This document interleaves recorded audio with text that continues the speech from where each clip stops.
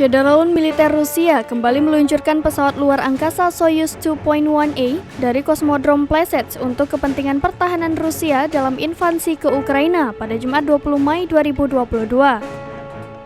Dilansir Telegram Kementerian Pertahanan Rusia, pasukan Dirgantara Rusia berhasil meluncurkan kendaraan peluncuran Soyuz 2.1A dari kosmodrom Plesetsk. Peluncuran roket ini dilakukan di wilayah Arkhangelsk oleh Kementerian Pertahanan Rusia.